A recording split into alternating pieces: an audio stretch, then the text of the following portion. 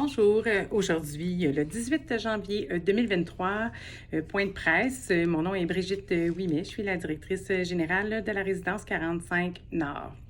Alors, ce sera un petit point de presse, étant donné que la semaine prochaine, nous ferons le café DG, exactement, je vais vous dire ça, le 26 janvier à 11 h, nous aurons notre café DG. Ce sera une fois par mois.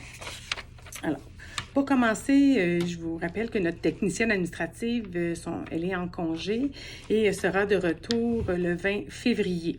Si vous avez des questions sur votre facturation, votre état de compte ou votre gestion de crédit d'impôt, vous devez vous référer à la réception.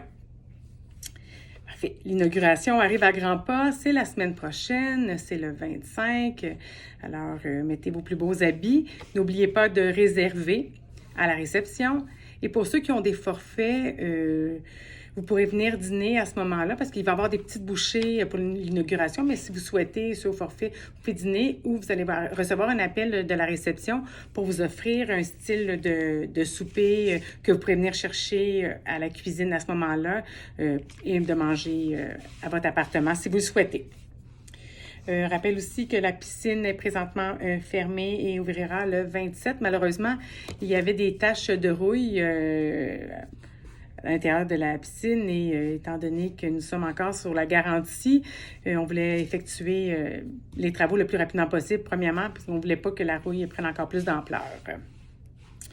On a beaucoup de difficultés dans notre gestion des déchets, du recyclage, du compost présentement. J'ai besoin de votre aide. Il y a une salle de tri. On va commencer par la base. Au niveau des chutes à déchets, tout ce qui doit être mis dans les chutes à déchets doit être mis dans un sac. On ne peut pas verser de la litière directement. On ne peut pas mettre des choses à l'intérieur de la chute à déchets, entre la porte et la chute. Vraiment, tout ce qui est mis dans la chute à déchets doit être vraiment dans un sac.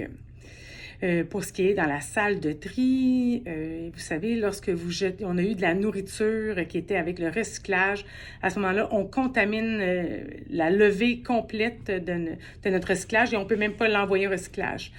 S'il vous plaît, soyez attentifs de bien faire les choses, de les mettre au bon endroit pour la propriété de votre résidence aussi. Et si vous avez des questions, ne vous gênez pas, on va y répondre. Mais on a des gens qui ont lancé des sacs tout simplement sur le rebord du garage. Aidez-nous à tenir cet endroit-là le plus propre possible.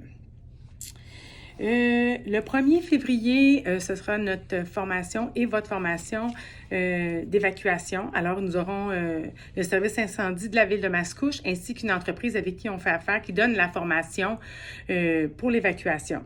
Alors, vous allez les recevoir dans votre journal et dans votre calendrier, les heures exactes de formation. Je vous prierai d'être là. Vous allez voir que c'est très simple comment on évacue le bâtiment et avec M. Daniel Oligny et les pompiers de la ville de Mascouche. Ce sera le 1er février.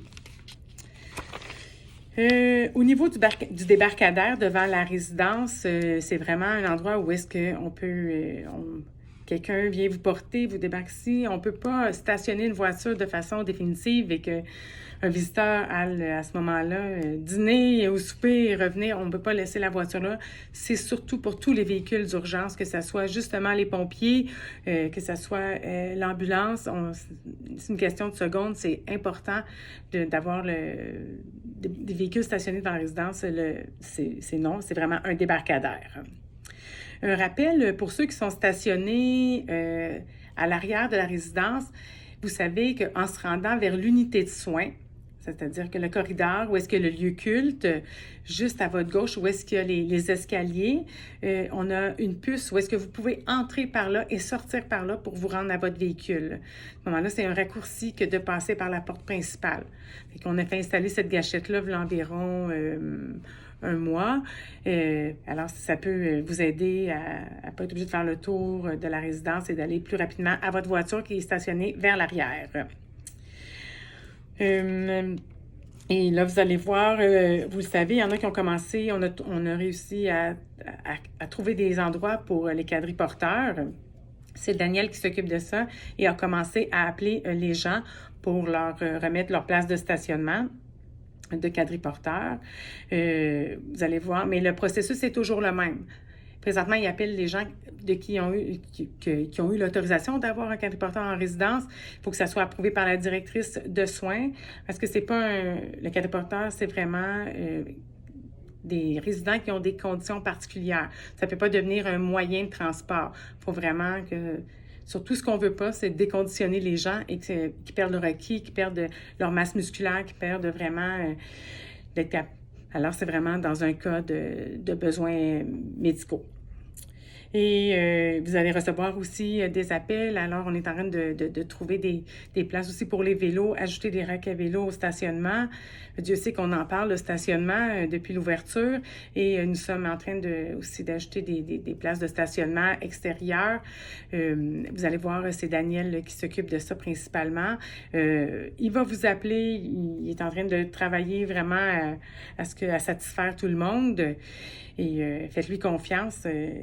Il travaille très fort. Vous aurez un appel très bientôt. Alors, c'est tout pour le point de presse d'aujourd'hui. Je vous souhaite de vous voir au Café DG. Les chefs de chacun des départements seront là. On sera prêts à vous parler de différents sujets, aussi à répondre à vos questions. Et n'oubliez pas de réserver pour l'inauguration. Alors, merci. Je vous souhaite une agréable journée.